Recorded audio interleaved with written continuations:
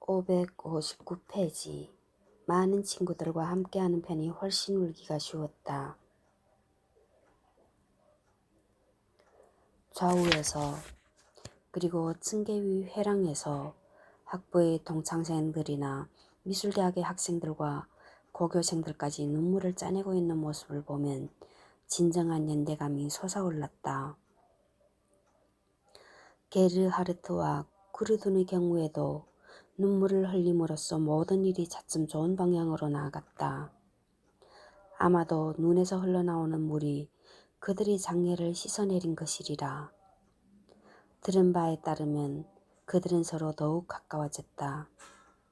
그는 그녀의 거칠어진 피부에 키스를 하고 그녀는 그의 매끄러운 피부를 애무했다. 어느 날 그들은 더 이상 이 양파 가게에 오지 않았다. 그럴 필요가 없어진 것이다.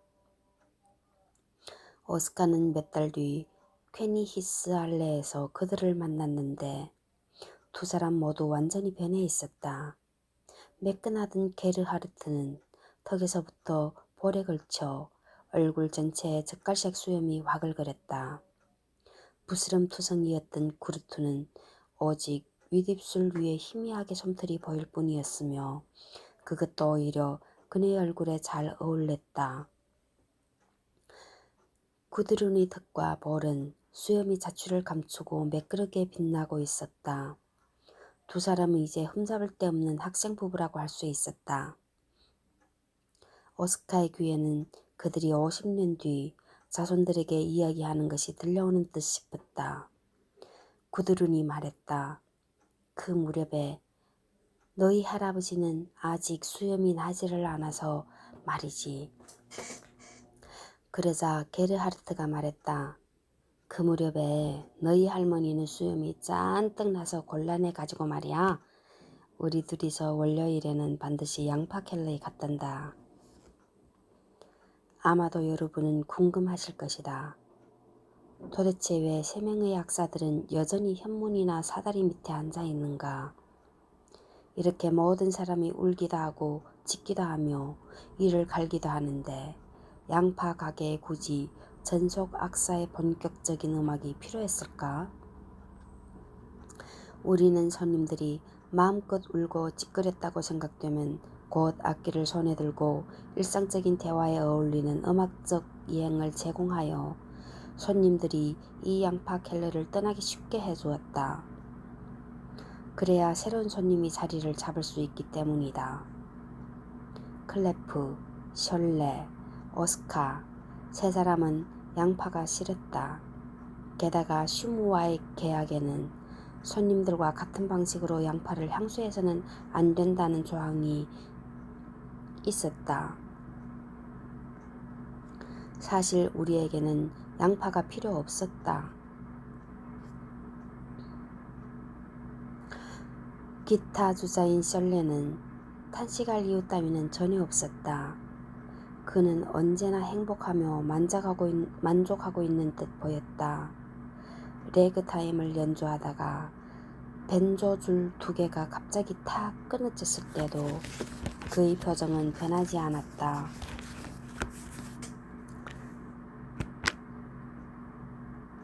내 친구 클레프의 경우에는 운다는 개념과 웃는다는 개념이 아직 완전히 구별되지 않은 상태다. 우는 것을 그는 즐겁다고 생각한다. 그의 숙모라는 분이 있어서 그가 결혼할 때까지 셔츠며 양말을 빨아주었는데 이분의 장례식 때처럼 그가 크게 웃는 것을 나는 본 적이 없다. 그런데 오스카는 어떠했던가? 오스카는 울 이유는 충분하리라. 도로테아 간호사와 길고 허무한 밤을 기다란 야자용단 위에서 보낸 추억을 좀 더 씻어낼 필요가 있지 않은가. 그리고 나의 말이야. 그녀는 나에게 탄식할 실마리를 주지 않았던가. 그녀가 근무하는 가게 주인인 슈텐체리 빌크거리의 집에 드나들지 않았는가. 내 아들 쿠르트는 식료품 가게를 경영하는 한편 카니발의 정신을 빼앗긴 그 사나이를 향해서 처음에는 슈텐첼 아저씨, 다음에는 슈텐첼 아빠라고 부르지 않았는가? 나의 마리아 말고도 저 멀리 자스페 묘지 부드러운 모래땅과 브렌타우 묘지의 진흙땅 밑에는 불쌍한 어머니와 어리석은 얀 브론스키, 그리고 감정을 숲으로밖에 표현할 줄 모르던 마체라트가 누워있지 않은가. 그들은 모두 눈물을 흘리기에 충분한 이유였다. 그러나 오스카는 아직 양파 없이도 눈물을 흘릴 수 있는 얼마 안 되는 행복한 사람들 중 한 사람이었다. 내복이 힘을 빌려주었다. 특별한 박자로 조금 두들기기만 하면 오스카의 눈에 눈물이 넘쳐 흘렸다. 그것은 양파 켈러의 값비싼 눈물보다 나으면 나았지 못하진 않은 눈물이었다. 주인 슈무도 절대 양파에 칼을 대려고 하지 않았다.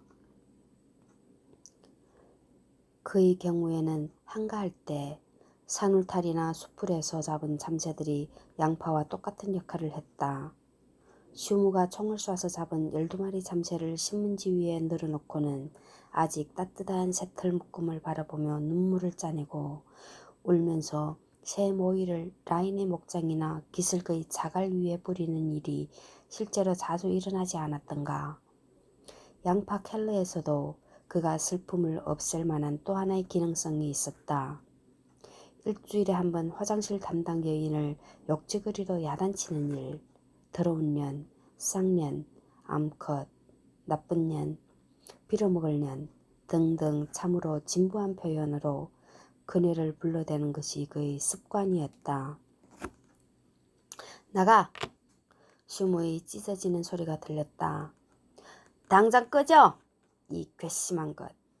그는 화장실 담당을 차례차례 해고하고 세 사람을 고용했다.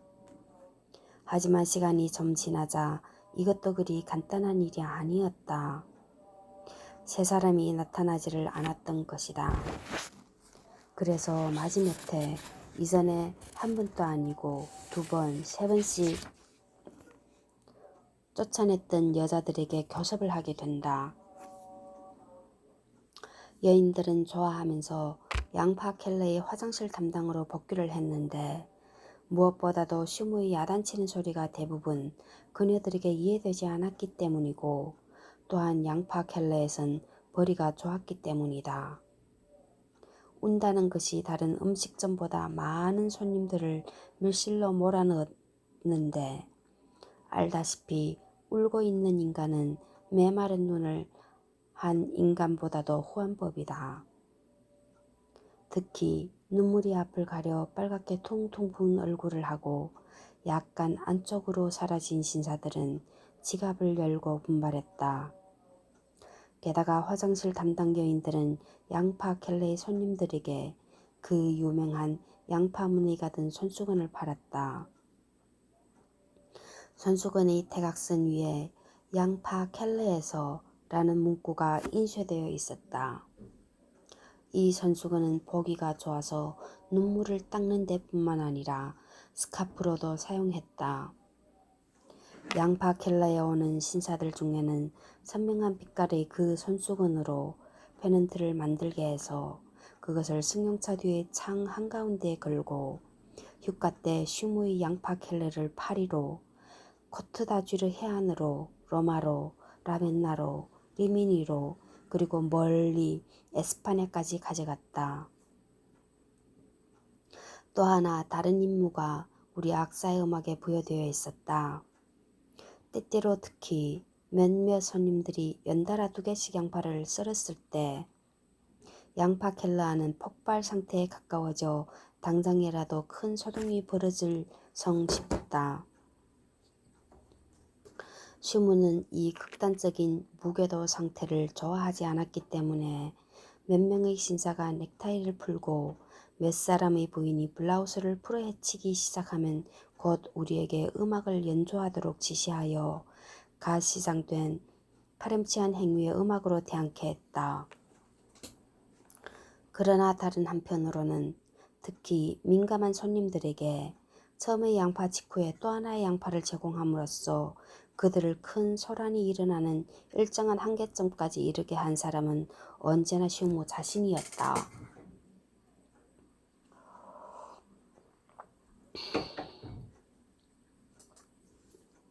양파 켈러가 체험한 폭발 중에서 내가 아는 한 가장 큰 것은 오스카에게 있어서 인생의 전환점이라고까지는 말할 수 없어도 여하튼 참으로 뼈에 사무치는 경험이 되었다. 슈무의 아내인 쾌활한 빌리는 술집에 별로 나오지 않았다. 올 때에는 남자친구들과 함께 왔는데 슈무는 그 사나이들의 얼굴을 보고 싶어 하지 않았다. 어느 날 밤 그녀는 음악 비평가인 보데와 건축기사로서 파이프 애호가인 바클라이를 데리고 왔다. 두 신사는 양파 켈레의 단골이었는데 참으로 실증나는 근심을 질질 끌고 있었다. 보데는 종교적인 이유 때문에 울었다. 그는 개종하고 싶었든지 이미 개종을 했든지 벌써 2번이나 개종을 했든지 그 중 하나이다. 파이프웨과 바클라이는 20년대 무책임한 어느 덴마크 여인의 말주변에 속아 교수 지위를 버린 일을 후회하며 울었다. 그런데도 그 덴마크 여인은 다른 남자, 바로 어느 남미 사나이를 골랐고 그 남자와의 사이에 6명의 아이를 낳았다. 그것이 바클라이의 마음을 아프게 했으며 그의 파이프를 언제나 차갑게 만들었다. 슈무의 아내를 설득해서 그녀에게 양파를 썰게 만든 사람은 약간 심술궂은 보데였다. 그녀는 양파를 썰어 눈물을 흘리게 되자 모조리 털어놓기 시작하여 주인인 슈무를 놀림감으로 만들고는 오스카가 여기에서 밝히고 싶지 않은 일까지 말했다. 그러자 슈무가 아내에게 달려들려고 해서 이것을 말리는데 건장한 남자가 몇 사람이나 필요했다. 왜냐하면 테이블마다 식칼이 놓여 있었으니까. 모두가 달라붙어 몹시 화가 난 이 사나이를 있는 힘을 다해서 막고 있는 동안에 경망스러운 빌리는 보데와 바클라이를 데리고 사라져버렸다.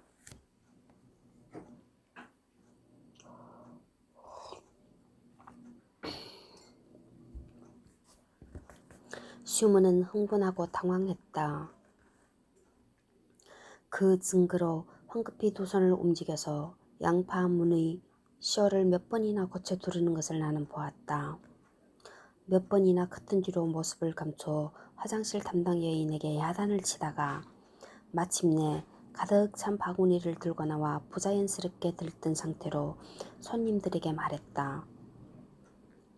자기는 지금 관대한 기분이 들어 이곳에 준비한 양파를 무료로 주겠다고. 그렇게 말하고 곧 양파를 나눠 주었다. 클레프라는 사나이는 본 뒤 인간의 상태라는 것을 모두 아무리 괴로운 상태일지라도 근사한 농담처럼 맛보고 있었는데 이때만은 그도 심각하다고까지는 말할 수 없어도 꽤 긴장해서 일이 돌아가는 형편을 바라보면서 언제든 플루트를 불 준비를 하고 있었다.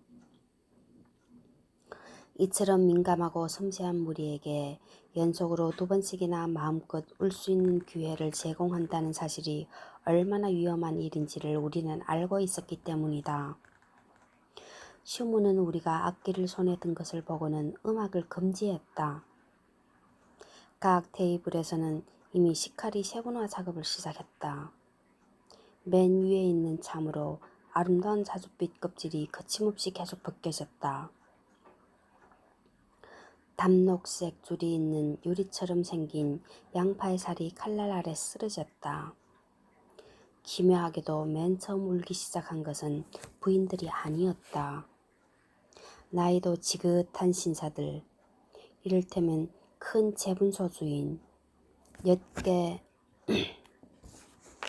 화장한 남자친구들을 데리고 있는 호텔 경영자, 귀족 출신의 회사 사장, 때마침 간부회의에 참석하기 위해 시내에 머무르고 있던 신사복 제조업자들로 구성된 한 테이블 전원, 울 때는 이를 갈기 때문에 이갈이라는 이름으로 통하고 있는 대물이 배우. 이러한 사람들이 전부 맨 먼저 눈물을 흘리기 시작했으며 부인들은 그들의 뒤를 따라 한패가 되었다. 그러나 이들 신사숙녀들은 첫 번째 양파의 경우와 같이 구제의 눈물을 흘린 게 아니라 신경질적인 흐느낌에 엄습당했다. 그 이갈이는 무서울 정도로 이를 갈아 관객 전부가 함께 이를 갈지 않고는 견딜 수 없게 이끄는 역할을 했다. 큰 재분소 주인은 손질이 잘 된 잿빛 머리를 몇 번이나 테이블 위에 찢었다.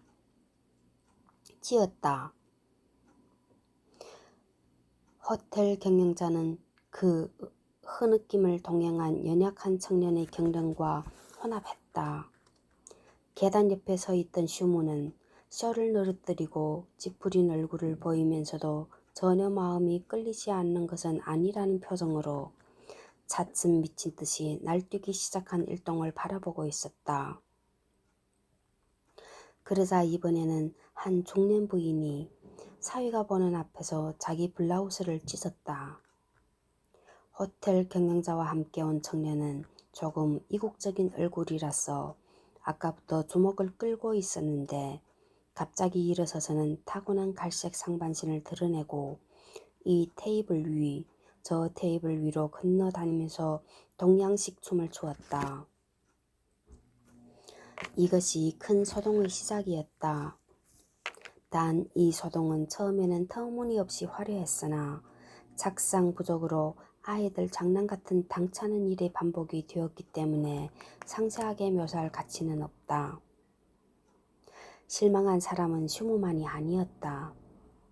오스카도 실증이 나서 눈썹을 축혀 세웠다.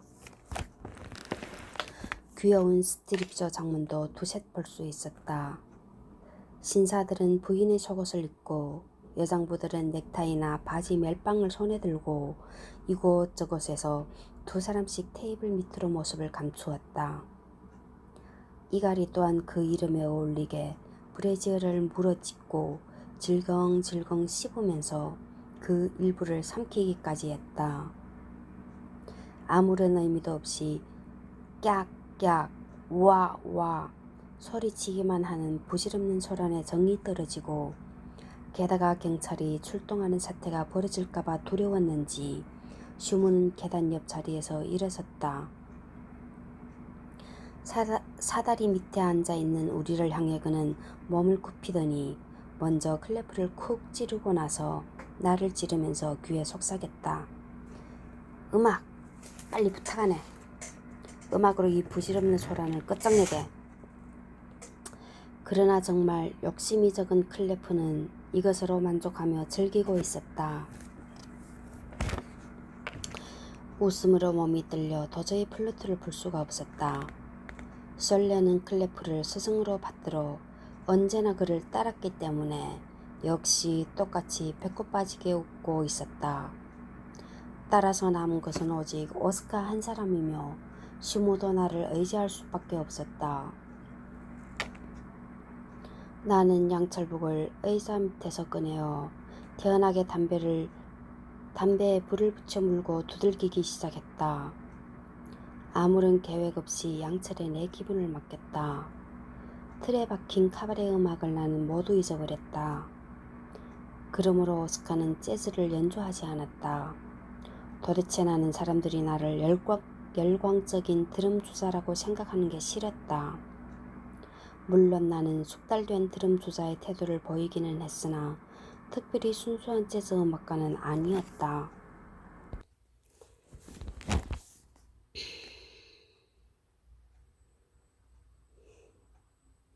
나는 재즈 음악도 좋아하며 비엔나 왈츠도 좋아한다. 나는 어느 것이나 연주할 수 있었다.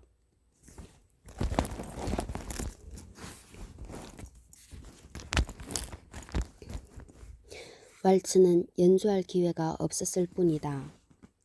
슈무가 북을 치라고 나에게 지시했을 때 나는 배워서 익힌 곡이 아니라 마음에 깊이 스며들어 있는 곡을 연주했다. 어색한 그 옛날 3살짜리 오스카의 손에 북채를 쥐어줄 수 있었다. 내 북의 음조는 옛길을 오락가락했다. 3살짜리 눈에 비친 대로 세계를 재현했다. 먼저 진짜 큰 소동에 이르지도 못하는 전후의 군중을 속박하고 나서 나는 그들을 포사도브스키 거리에 있는 카우어 아주머니 유치원으로 데리고 갔다.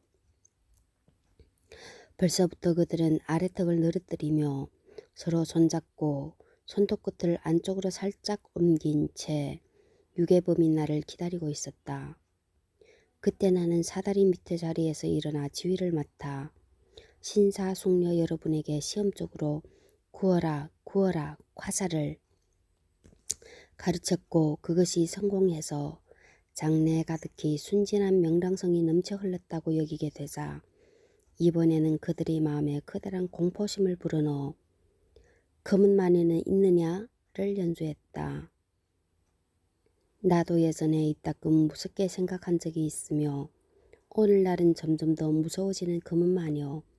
그대하고 시커먼 그녀를 나는 양파 켈러 안에서 미친 듯이 날뛰게 하여 주인 슈무가 겨우 양파로 얻은 성과를 양파 없이 획득했다. 다시 말해 신사숙녀 여러분은 어린아이처럼 둥글고 큰 눈물방울을 쏟으면서 무서워하고 벌벌 떨면서 나에게 불쌍히 여겨달라고 빌었다. 그래서 나는 그들을 안심시키기 위해서 또 그 벨벳이며 비단 옷이며 속옷을 입는 것을 도와주기 위해서 녹색, 녹색, 녹색, 내 옷은 모두가 녹색이며 빨강, 빨강, 빨강, 내 옷은 모두가 빨강이며 파랑, 파랑, 파랑이며 노랑, 노랑, 노랑을 북으로 연주하고 그 밖의 모든 색과 중간색을 대충 연주했다. 그 보람이 있어 내 앞엔 다시 예의 바른 복장을 한 신사숙녀가 만들어졌다. 그러고서 나는 이 원아들을 행진대열로 서게 하고 이 줄을 이끌어 양파 켈러 안을 걸었다.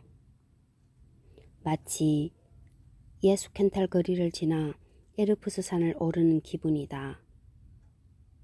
음산한 구텐베르크 기념비를 돌자 요하니스 목장에는 진짜 데이지 꽃이 활짝 피어 있었고 원아인 신사 숙녀들은 순진하게 환성을 지르면서 그것을 딸 수가 있었다. 이어서 나는 주인 슈무도 포함한 출석자 전원에게 함께 지낸 유치원의 오후를 기념해서 오줌 싸는 것을 허락했다. 우리가 어두운 악마의 골짜기로 가까이 가서 너도 밤나무 열매를 주워 모았을 때 나는 북으로 말했다.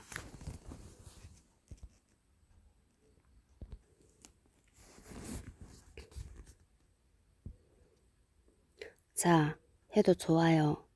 그러자 모두는 유아의 욕구를 충족시키면서 오줌을 쌌다. 신사 숙녀 모두가 오줌을 쌌다. 슈무도 오줌을 쌌다. 내 친구 클레프와 설레도 오줌을 쌌다.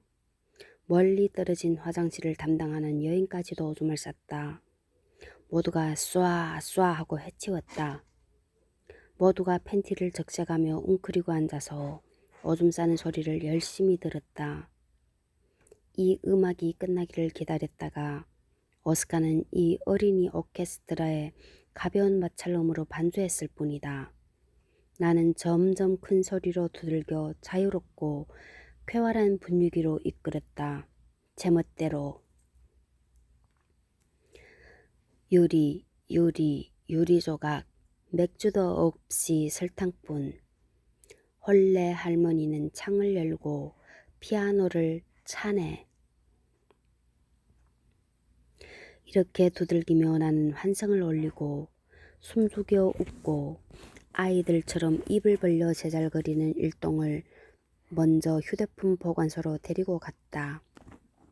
수염난 학생이 의안이 벙벙해서는 천진한 슈무의 손님들에게 외투를 내주었다. 그러고서 나는 인기가 있는 부지런한 식탁부를 만나고 싶은 사람은 을 연주하면서 신사숙녀들을 콘크리트 계단에 오르게 하여 양가죽 옷을 입은 안내인 옆을 지나 문 밖으로 끌어냈다.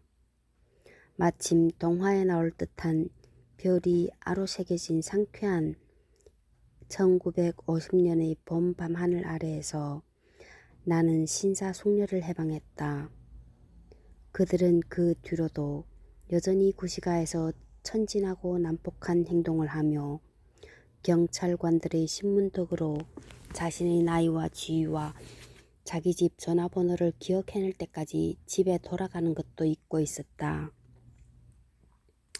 그러나 나 오스카는 킬킬거리고 웃으면서 양철을 가볍게 두들기며 양파 켈러로 돌아왔다.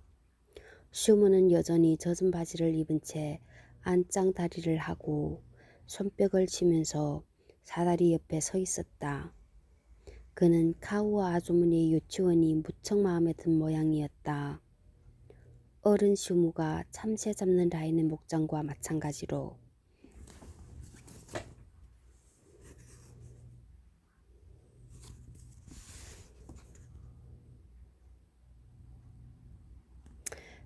대서양 요새에서 혹은 벙커는 콘크리트를 버릴 수 없다. 567페이지.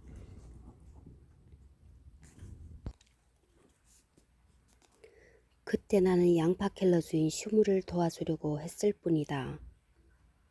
하지만 그는 나의 양철북 독주를 용서할 수 없었다. 하긴 돈 잘 내는 그의 단골 손님들을 혀도 안 돌아가고 바지에다 오줌도 싸며 게다가 눈물까지 흘리는, 그것도 양파 없이 눈물 흘리는 어린애들로 힘 안 들이고 바꿔버렸으니까. 오스카는 슈무의 심정을 이해하려고 한다. 그가 나를 경쟁자로 경계하는 건 당연하지 않았을까? 손님들이 오래전부터 사용해오던 눈물의 양파를 밀어젖히고 오스카를 불러 양철북 위에 어떤 손님의 유년 시절이라도 가령 아무리 나이가 많을지라도 불러낼 수 있는 나의 수완에 기대를 했으니 말이다.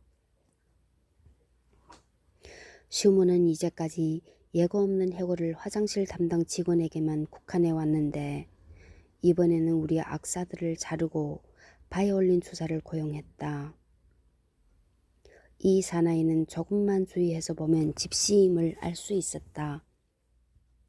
그러나 우리를 쫓아낸 뒤에 적지 않은, 더구나 최고급 손님들이 양파 켈레에 오지 않게 될 낌새가 보였으므로 슈무는 몇 주일도 지나지 않았는데 부득이 다시 타협을 해왔다. 일주일에 3번은 그 바이올린 주자가, 나머지 3번은 우리가 연주하게 되었다. 교섭 결과 우리는 임금 인상에 성공했다. 하루 전액에 20마르크였다. 게다가 우리 호주머니에 들어서는 봉사료도 점점 많아졌다. 그리하여 오스카는 저금 통장을 만들어 이자가 붙는 것을 즐기는 신분이 되었다.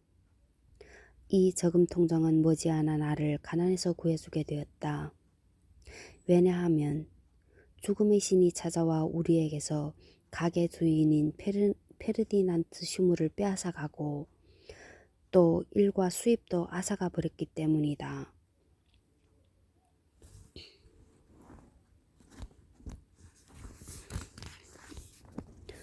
슈무가 참새를 잡는다는 것에 대해서는 훨씬 전에 말했다. 그는 자주 우리를 메르세데스에 태우고 가서 참새 잡는 것을 보여주었다. 슈무와 나는 내북 때문에 이따금 싸우기도 했고 또 그럴 때는 클레프나 셜레도 내 편을 들어 덩달아 손해를 보기는 했으나 그래도 슈무와 악사들 사이는 역시 친구 관계라고 해도 좋았으며 이것은 앞서 말한 대로 죽음의 신이 찾아올 때까지 계속되었다. 우리는 차에 올라탔다. 슈무의 아내가 여느 때처럼 핸들을 잡았다. 클레프가 그녀 옆에 앉았다. 슈무는 오스카와 셜레 사이였다. 슈무는 소구경 총을 무릎에 올려놓고 이따금 만지작거렸다. 카이저스베르트 직전까지 차로 갔다. 라인강 양쪽 기슭에는 무대 배경처럼 가로수가 있었다. 슈무의 아내는 차 안에 남아서 신문을 펼쳤다. 클레프는 미리 사놓은 금포도를 상당히 규칙적으로 입에 넣고 있었다. 셜레는 기타 조자가 되기 전에 대학에 다닌 일이 있어서 라인강을 노래한 시를 여럿 암송하는 재주를 보였다. 라인강에는 확실히 시적인 면이 있어서 달력상으로는 여름인데도 강 위에는 일반적인 예인선 말고도 가을 낙엽이 떠서 듀스부르크 쪽으로 한들한들 떠내려 가고 있었다. 만일 슈무의 소구경 총이 때때로 조그맣게 울리지 않았더라면 카이저스베르트 하류의 오후는 평화스러운 오후라고 불러도 지장이 없었을 것이다. 클레프가 금포도를 먹어치우고 손가락을 풀로 닦았을 때 슈무도 마침 사격을 끝냈다. 신문지 위에 나란히 놓여있는 11개의 차리찬 셔틀공 옆에 그는 12번째 그의 이야기로 아직 꿈틀꿈틀 움직이고 있는 잠새를 보탰다. 사수는 재빨리 자기의 획득물을 종이로 쌌다. 슈무는 자기가 쏘아잡은 획득물을 어떻게 할 셈인지 몰라도 꼬박꼬박 집으로 가져갔다. 이때였다. 우리 바로 옆에 파도에 밀려 올라온 나무 뿌리가 있었는데 그 위에 참새 한 마리가 내려앉았다. 너무도 눈에 확 띄게 내려앉은 데다가 또 그 잿빛이 마침 참새송의 참새 같은 느낌이 들었으므로 슈무도 참을 수 없었으리라. 하루에 12마리 이상은 절대로 잡지 않던 그가 13번째 참새를 쏜 것이다. 쏘지 않았으면 좋았을 텐데.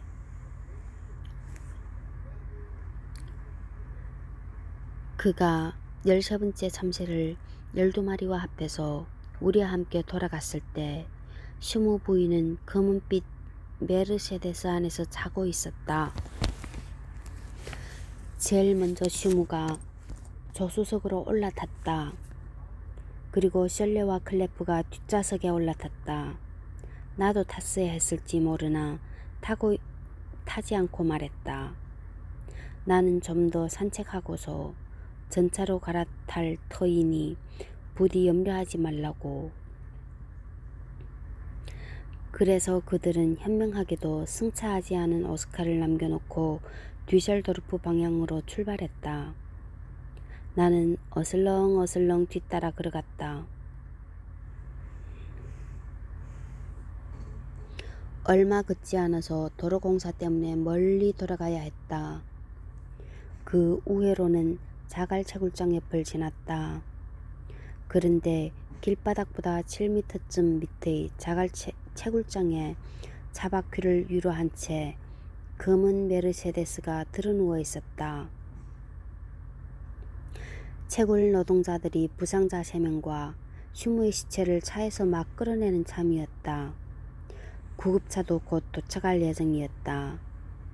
나는 채굴장으로 기어 내려갔는데 곧 신발 속이 자갈투성이가 되었지만 그보다도 다친 사람들이 더 걱정되었다.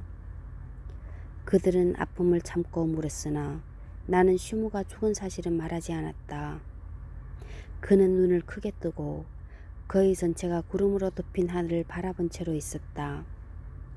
그가 오후에 얻은 획독물을 싼 신문지가 차바깥에 뒹굴고 있었다. 내가 세어보니 12마리까지는 분명히 있었으나 13마리째가 보이지 않았다. 열중해서 찾고 있는 동안에 벌써 구급차가 자갈채굴장 속으로 밀고 들어왔다. 슈무 부인과 클레프와 셜레는 가벼운 상처를 입었다. 타박상으로 기껏해야 늑골이 2-3개 부러진 정도였다. 나중에 내가 병원으로 클레프를 찾아가서 사고 원인을 묻자 그는 놀라운 사실을 이야기했다. 그들의 차는 자동차 바퀴 자국이 나 있는 길을 따라 조심하면서 천천히 자갈채굴장 옆을 지나갔다고 한다. 그런데 돌연 수백 마리까지는 아니어도 적어도 100마리는 돼 보이는 참새가 산울타리이며 수풀이며 과일나무 사이에서 구름처럼 솟아올라 메르세데스를 덮고 방풍 유리에 부딪혀 슈무 부인을 놀라게 하여 고작 참새의 힘만으로 이 사고와 가게 주인 슈무의 죽음을 초래했다는 것이다. 클레프 이야기를 어떻게 받아들이냐는 여러분의 자유이다. 오스카는 아무래도 믿을 마음이 들지를 않는다. 실제로 슈무의 장례식 때도 남부묘지의 참새를 주의해 보았으나 수년 전 오스카가 석공 겸 문자 조각가로서 이곳 묘석 사이에서 일했을 무렵과 비교해서 수가 증가한 것 같지는 않았으니까. 그 대신 빌린 실크 해트를 쓰고 장대 행렬에 섞여 관뒤를 따라갔을 때 나는 제9구역에서 석공 코르네프의 모습을 볼 수 있었다. 그는 그곳에서 내가 모른 조수와 함께 2인용 기록관 묘석을 설치하고 있는 중이었다. 가게 주인 슈무의 관이 이 석공 옆을 통과해서 신설된 제10구역에 옮겨졌을 때 그는 묘지의 규칙에 따라 모자를 벗었으나 아마도 실크 해트를 쓰고 있었던 탓인지 나를 알아보지 못했다. 그러나 여전히 자신의 목덜미를 만지고 있는 것으로 보아 종기가 굼기 시작했든지 한껏 골마 있든지 했던 모양이다. 매장, 나는 이제까지 여러분을 이미 여러 번 마지못해 묘지로 안내했으며 또 어디에선가 매장은 언제나 다른 매장을 생각나게 한다고도 말했다. 그래서 이번에는 슈무의 매장에 대해서도 매장 중에 오스카가 회장한 일에 대해서도 보고하지 않겠다. 슈무는 정해진 대로 별다른 이상 없이 땅속에 묻혔다. 다만 딱 하나 말해둘 게 있다. 미망인이 병원에 남아있었기 때문에 묘지에서는 모두가 비교적 마음 가볍게 행동한 탓도 있어 매장이 끝나자 되슈 박사라고 자칭하는 신사가 내게 말을 걸어왔다. 되슈 박사는 음악사무소를 운영하고 있었다. 그렇지만 음악사무소는 그의 것이 아니었다. 되슈 박사는 이전에 양파 켈레의 손님이었다고 다시 자신을 소개했다. 난 그를 본 기억이 없었으나 내가 슈무의 손님들을 혀가 돌지 않는 행복한 젖먹이로 만들었을 때도 그도 그 자리에 있었다고 한다. 그가 털어놓은 바로는 자신 또내 양철북의 영향 아래 행복한 어린 시절로 돌아갔었다. 그래서 그는 지금 나와 그의 표현에 따르면 나의 기묘한 솜씨를 널리 선전해서 상품화하기를 원했다. 그는 나와 계약을 맺는다는 엄청난 일의 정권을 위임받은 상태였다. 바로 계약서에 서명해주면 좋겠다는 것이었다. 듀셀도르프에서는 자버빌렘으로 통하는 슈거레오가 흰 장갑을 끼고서 조문객들을 기다리던 그 화정터 앞에서 되슈 박사는 종이쪽지 한 장을 꺼냈다. 그것에 따르면 막대한 돈을 계약금으로 받는 대신 나는 푹 치는 오스카로서 대극장의 2천 내지 3천의 청중을 앞에 놓고 무대에서 단독 공연할 의무를 져야 했다. 내가 서명하기를 망설이자 되슈는 크게 실망하는 눈치였다. 나는 슈무의 죽음을 핑계삼아 이렇게 대답했다. 나는 슈무가 살아있을 때 그와 매우 친하게 지냈기 때문에 아직 묘지에 있으면서 곧바로 새로운 고용주를 찾는다는 것은 불가능한 일이다. 그러나 어떻든 잘 생각해 보겠다. 혹시 잠깐 여행을 할지도 모르는데 그 후에 당신을 찾아가서 경우에 따라서는 이 고용계약서에 서명하겠노라고. 나는 묘지에서는 계약서에 서명하지 않았다. 하지만 되슈 박사가 자기 차를 세워놓은 묘지 밖 앞들에서 점잖게 봉투 속에 계약금을 넣어 자기 명함과 함께 내밀었을 때 오스카는 자신의 불안정한 재정 상태를 생각하여 어쩔 수 없이 그것을 받아 주머니에 넣었다.